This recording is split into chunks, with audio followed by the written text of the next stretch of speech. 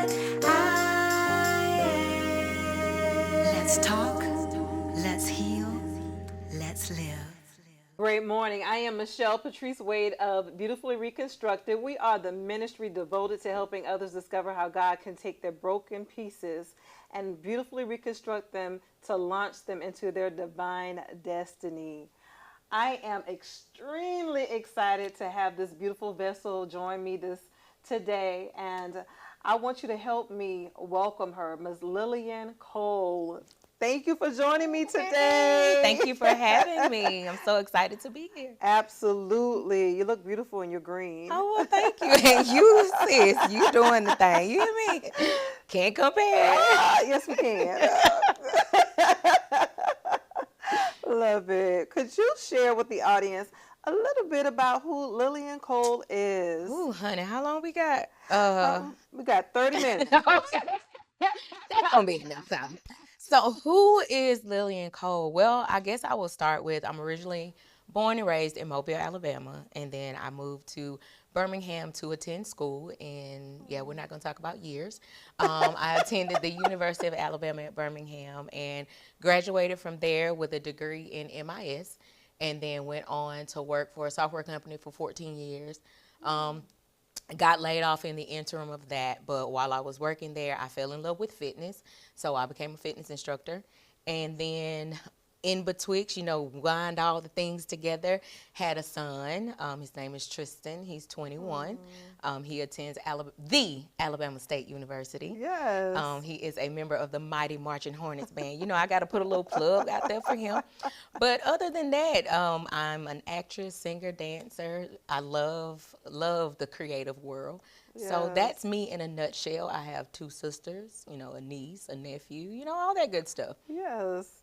Now, when you talk about your fitness journey, let's talk about that because a sister is out here walking, trying to get these pounds off. So, tell me what inspires you to, what initially inspired you to take the journey to health and help others do so.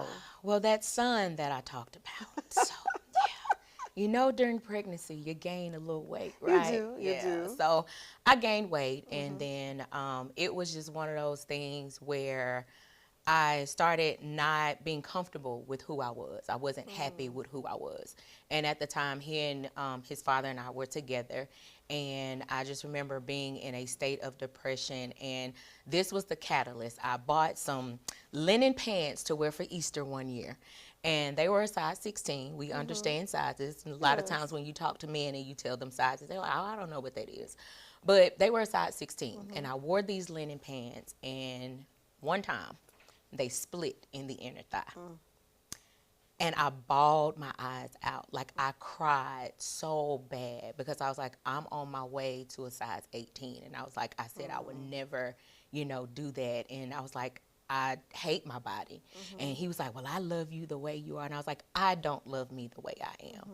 And so that was the catalyst to send me to a point of, okay, what are you going to do about this? And so I'm telling my age again when I start talking about this, but we know that Billy Blanks came out with Tybo, right? Yes. So yeah, that was my thing. You're definitely dating yourself. Yes, I'm dating myself. And then I started talking about VCR tapes and all of that. Oh, wow, we go back. So what I ended up doing was I would get off work and I would go home and I would pop those VHS tapes in and I would work out. And that began my journey. It was a thing where at that time, I think my son was maybe like a year old or something like that. And with my stature and my posture and my size, I like to call myself fun size. Yes. I had a lot of weight on me, and it was a lot. I had gotten up to like 190 something pounds. And I just couldn't fathom it anymore. So I would come home, I would work out, I would go walking around the apartment complex. And then this is when Weight Watchers first kind of hit the scene. Yes. And there were a couple people at my job who was doing Weight Watchers. Well, I really couldn't afford it. To go to the meetings and stuff like that. So one of my coworkers was like, oh, I'll share my information with you. So over a six-month period of time doing Tybo and doing Weight Watchers, I ended up losing about 20 pounds. So I got down from a size 16, 18, all the way down to like 12, 14. And once I started seeing it, it was like, oh, this is motivation. I can do this. Yes. And in the interim, me and his dad, we ended up breaking up. We weren't together anymore, and I got down to a size 10, 12. So I just continued to do it, watching what you eat. Yes. If you ever reach a plateau, then you have to switch it up and you have to do something different. I ended up buying a house, and then once I bought my house, I ended up joining the gym. So I started going to fitness classes, and they had fitness classes at the gym and at my church. So at the church, I started going, and the guy who was leading the classes, he was like, "You're a fitness instructor." I said, "No, I'm not. What are you talking about?" He's like, "Yes, you are." He's like, "You got the personality, you got the energy." I was like, "I don't know what you're talking about, but that's not me. I'm doing this for myself, nobody else." So long story short, he ended up mentoring me. Slightly unbeknownst to me, he kind of just snuck it on in there. He snuck it in. He slid it on in there. He would call me when he was like, "Hey, I'm running late for work. Can you just do the warm up?" And I was like, Oh, he did. "Yeah, he did that." And I Yes. was like, "I can't. What are you talking?" He was like, "You know how to do it. You at the front of the class every week. You just warm up. I'm gonna be there." Then it was one day he was training for a new job. Well, he couldn't get off. So he called me. He was like, "Hey, I need you to teach the class." "You need me to do what?" I said, "I'm not going to be." He said, "You got it." I said, "Well, what am I supposed to do with the money that's in the bucket?" He said, "Oh, that's yours." Shut up. Yeah, I'm gonna teach this class today. I'm going to teach it today, right?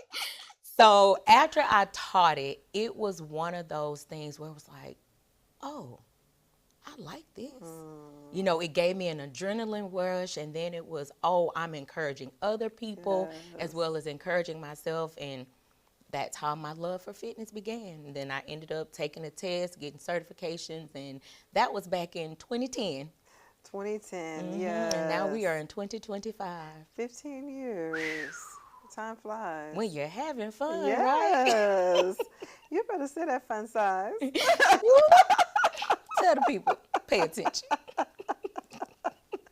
Now, when you say that you're an instructor, do you have your own business, or do you do it at the gym? What does that look like for you, for those who may even want to reach out to you? Right. So where I teach now, I teach with corporate clients. Okay. I was manager of a corporate facility, and it was based under the government.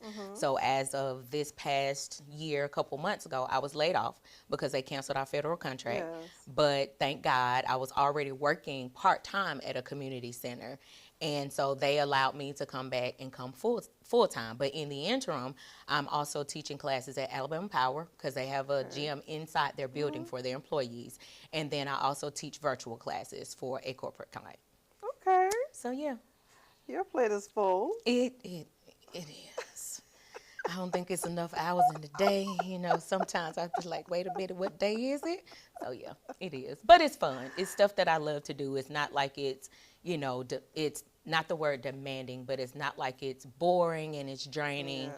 But I love it, And it definitely makes a difference when you love what you do. Correct.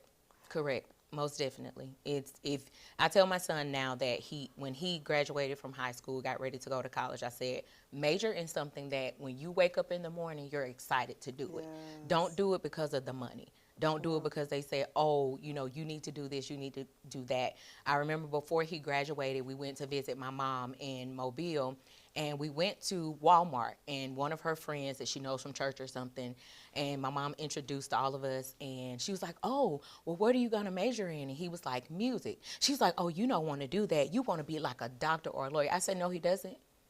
He wants to be what he wants to love to do. And my mom looked at me, and she was like, don't say that. But no, like Yes. you don't stifle his dreams. Right. If this is what he said he wants to do, Right. you want him to follow something that seems like it's going to make him money or it's going to be big time. No, I want him to follow his heart. Absolutely. Yeah. And who says that his heart and his passion won't make him the money that... Come on. Because your Yes. gifts will make room for you and for put you in front of you. great men. And he's been Yes. doing amazing things with music. And I love it. And music is worldwide. It's so broad, Absolutely. So that's what I love about it. Well, that's when people's thinking are limited. Correct. And so, but, I've said it before, oftentimes it's not sometimes people can't imagine what they were not bold to pursue, because sometimes people have let their passion die, and so they try to transfer their feelings Correct. onto you. So Yeah. good for you being Mama Bear and said, Oh yeah, I'm Mama Bear big time. Even in my fun size, I'm Mama Bear. Yeah, big time. Let's be honest, fun size people are normally, Fun. fun with gigantic personalities. Yeah, I've been told that. Now, outside of fitness, what do you enjoy doing? As I mentioned, I love to sing, I love to act, I love to dance. I've been a part of many stage plays that have traveled the Southeast. I just did a big show last year with a local theater here called Red Mountain Theater. I was in The Color Purple. Yes. And I dance. I actually have a performance coming up. I have a couple of dance performances throughout the year. So, yeah. The Color Purple. I know. It was amazing. I know. That sounds amazing. Yeah, it was amazing. We had a great time. I was part of the ensemble, which we were, mainly in the background, but I loved it because we were in more scenes than, some of the principal characters. And I was also the understudy for Sophia. You too.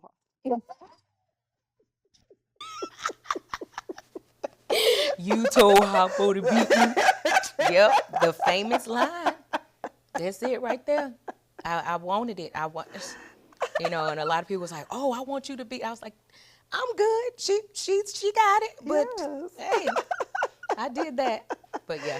You did that. Yeah. And who's to say that the opportunity won't come in the future? Exactly. And even in that experience, it was one of the most amazing experiences. I tell people all the time, and even in the midst of amazing experiences, the enemy will try to come up. The enemy tried my mind. He was like, "Oh, you're in a place you're not supposed to be here." And, I would feel certain ways about certain things. But at the end of the day, God said, "No, I put you here for a reason." And it was for me to grow. It was for me to learn. It was for me to glean what I needed to glean in that season. And I had a ball.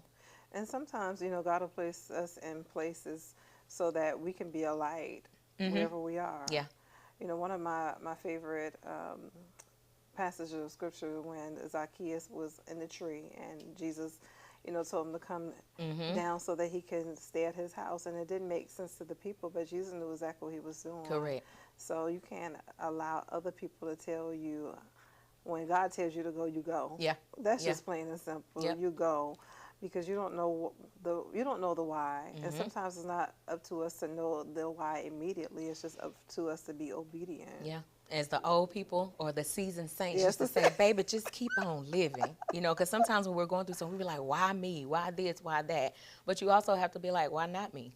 Yeah. There's something inside of me that He sees that He wants other people to see. Yes. So we got to keep on living. My husband has adapted that saying, "Why not me?" Because life can, as the youngsters say, life can be life. It be life. Yes, It does. It does. It It'll throw a does. curveball. And I'm pretty sure a lot of people who may be on social media have seen that meme where it has a drawing and it has a person and it says "my plan" and it's just a straight line. And then there's another drawing with another person and it's all over the place, and it's like God's plan, and we're like, "Oh, okay, all right, I see it." We want it to be easy, Right. but it's not. And and it really to someone who does not understand that God is building us through our journey, that doesn't even make sense, because you would think that God's plan would be Straight.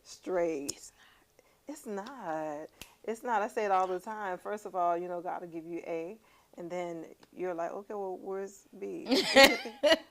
He just wants you to follow A until He Correct. gives you B. Correct. And so that's where we have to operate in faith, not sight, to make sure that we're following His heart and not our own. He there. He been there. He know it. So it's one of those things that when you finally realize it, you're like, "Okay, let me put my seatbelt on." Let me get comfortable, and I love shade, so I'll be like, "All right, God, where we going? How we doing this? You want me to do what? Okay, I got you. You handle it and take my lightweight." I know that. So yeah. Now, what led you to that? Because if you're like most of us, we just don't wake up and say, okay, God, I give my life to you, and now you take the wheel. It doesn't work that way for most of us. It does not work that way. The only thing I can say is trials and tribulations have come to make us strong, and we know that. I've been through a lot in my short life that I've lived. It seems like it's short, but you know, I'm about to be 46 on my birthday. I'll go ahead and tell y'all I'm not ashamed. And girl, you still look good. Ooh, thank you, sis. You do too. But I mean, even when I think about just struggles from relationships and just different things that you go through heartbreak, through disappointment. You know, like I said, I got laid off a job. Actually, when I got laid off that job, excuse me, when I got laid off that job, I was actually ready to go. And I won't lie, it was my degree job. So I worked 14 years there. So I'm like, oh, you know, I've done what I needed to do, but I wasn't feeling fulfilled. It's like you come, you do your job, you go home. It's like, what difference am I making? Yes. So when I got laid off, I decided to pursue fitness full time. And a lot of people were like, wait, what are you doing now? Yeah. Hold up. You went from working at a software company in your degree, making $60,000 a year, Yes. to when I started pursuing fitness full time, I barely made $25,000. Barely. You know, not being able to pay your bills, maxing out credit cards, but I knew what he told me to do. He was like, this is what you're going to do. The funny thing about it, right before I got laid off, it was July of 2016. Maybe like 2 or 3 months before that, I was sitting at work, I was sitting at my desk, and I hear, clear as day, write your resignation. I say, huh? Write your resignation. But I'm like, I don't have a job. Write your resignation. So I sat at that computer and I wrote my resignation and I saved it. And I asked a guy at work, I said, if you were to leave work today and just quit, how much money do you think you would need to have in the bank? And he was like, will I ever work again? I say, it's up to you what you decide to do. He was like, probably $1 million. I said, I don't think so. I said, if they tell you to save 3 times your salary and put it in the bank account for a rainy day, I said, if you had 3 months worth of salary saved up, I say, you probably could make it. I say, we sit here and we think we got to have a certain amount of money to live. But once we get past the material things and all the things that we feel we got to have, we can make it. And so after getting laid off, I didn't work I had a severance package for like 3 months. After 3 months, the job actually called me back because I was the only person that did the job that I did. So the board of directors was like, who was the bleep, bleep, bleep that laid the only person off that knew how to do this job?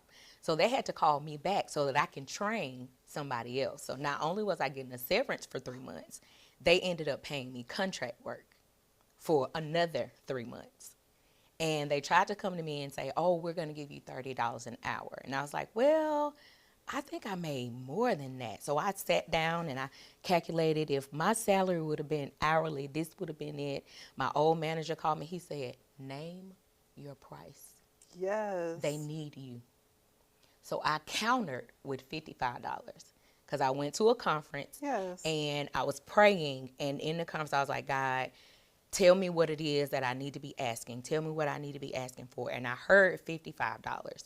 Literally, the pastor was taking up offering. And he said, if anybody got $55, I opened my eyes and I was like, what?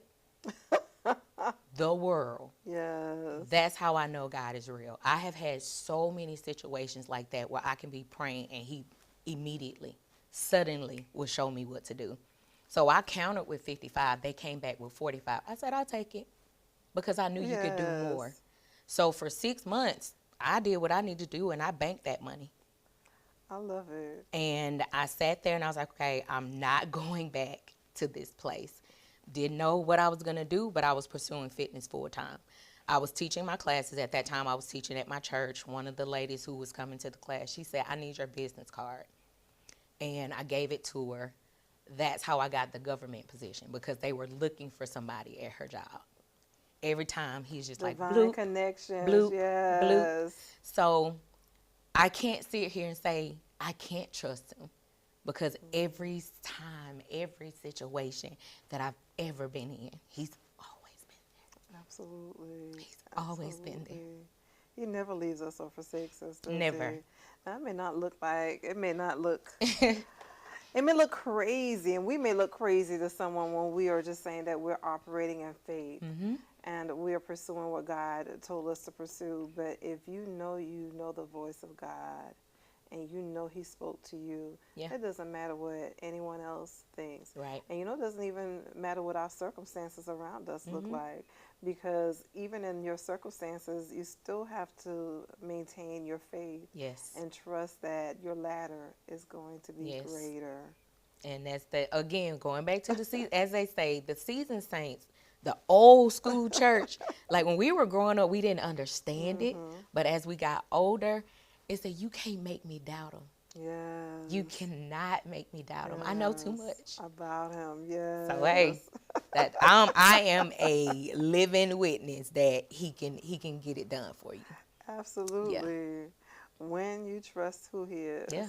Just trust. He always can do it, because our only responsibility is to trust him. We can do a whole bunch of stuff, but if you just lay and rest, one of my favorite scriptures that, we cast our cares upon him because he cares for us. Yes. And take his yoke, because his yoke is easy. And his burden is light. And his burden is light.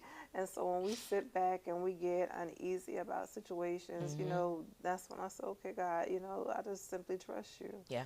And, one of the things that my sis left, she was listening to a radio program, and she said she heard that it's either going to work out or it's going to work out. Yeah. And, it's either going to work out the way that you think it's going to work out, or God is just going to work it out another way. But either way, he's already worked it out. And you can't worry about it. You can't worry about it. And one thing I had to tell my mom, we were having a conversation one day, and I told her, I said, how can you say you have faith and then you turn around and you worry? They don't go together. It don't go together at all. And God doesn't want lip service. He doesn't want us to just sit here and say, oh, I trust you. Because he's looking at your heart. You can say it all day, God, I trust you. But do you really trust him? If he took everything away today, would you still say you trust him? Or is your trust based on the things that you have? I'll tell you, I remember when I was previously married and I was going through a divorce. And so I already lost more than half of my income because he was the primary breadwinner. And then they called me into the office and they said that your job is gone. Wow. And, often, you would hear me say that, I know my God is a provider. I know my God is a provider. But it was not until I actually had to walk through him being a provider that I actually knew in my heart that he was. And you said it earlier, sometimes we can make it if we're not doing the things that we may be accustomed to, because I'm a girly girl. I like going shopping. Right. And during that season, I was not able to go shopping and do things that I may have enjoyed, but I enjoyed being at home. It was a blessing for me because during that time, it actually drew me closer to God because I was able to be at home and study more. I would shut down the TV. I would shut down the phone. And I just had communion with God. And so that time when I was unemployed, that was a good time for me. Yeah. And it made me understand that God is truly provider. Never got an eviction notice. They didn't come to my car. The lights were always on, and I always ate. So when sometimes you will have those experiences in life that God will say, okay, do you really know who I am? Yeah. Do you really know? Do you really trust who I am in your life? Yeah. He's amazing. He is absolutely. I love him. That's my guy. That's your guy. That's my guy. That's my guy. I love it. Well, Miss Lillian, you know what? First of all, I don't even seem like you would have some comedy wrapped up in your fun size because you are funny. I don't try to be. Yeah, it's just it's just me. Yeah, and that's good because, we know laughter is good medicine. It is. It is good medicine. And that's the thing. Like, I remember when, I think it was maybe about 2 years ago, and you talk about that quiet time and that personal time and building that relationship. And I remember writing in my journal, and, we oftentimes think about our giftings and why God gives us what he gives us. And I was like, okay, this is what you've given me. I just want to make sure that I use everything that you've given me to bring joy and happiness to people. I love to see people smiling and laughing and having a good time. And if that means me acting silly, then I will. I don't have a problem. My sisters laugh. They be like, girl, you come up with the craziest stuff. So yeah, it's fun. I love it. My life shows that God has a sense of humor. That he does. Like, you're funny. You did that? Right. I see you. Okay. You'll be back at 10, right? Yeah. Another round. Here we go. Right. Yeah. Another showing at 10 o'clock. Don't be late. Right. And if God has a sense of humor, why can't we? Why can't we? Sometimes I would find myself taking myself a little too serious. Yeah. And we can be. You have some people that will... I call them negative Nancy's, those people. You always got to complain about something. Ain't nothing good going in your life. Nothing. Not a thing. I mean, you woke up this morning. Let's start there. It's raining outside.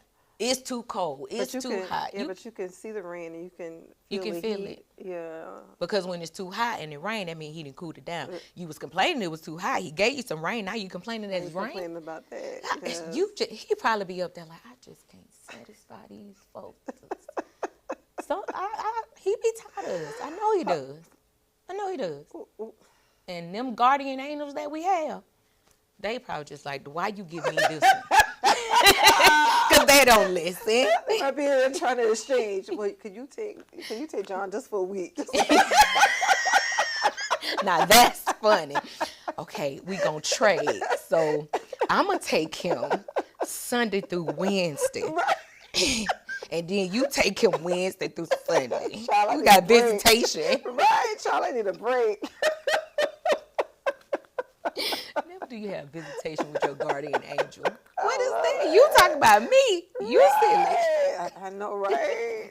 I'm finding my humor the older I get. Yes. I like I stated, it's not that I never had a sense of humor. It's that sometimes I just didn't show it, in front of the camera, in front of the people.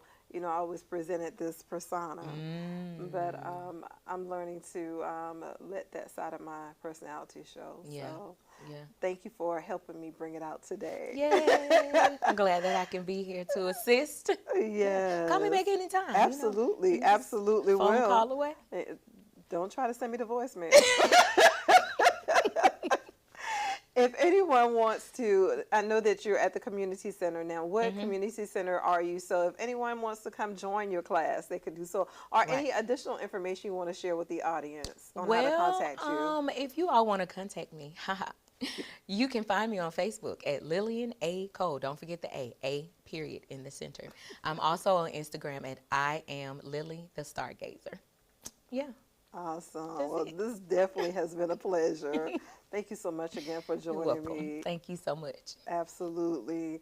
And thank you all for joining us yet again. And continue to remember that I am not, you are not, we are not inadequate. We are beautifully reconstructed. Until next time. To transform and renew me now. Beautifully reconstructed.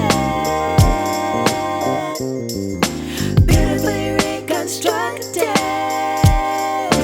I'm beautifully reconstructed. Beautifully reconstructed.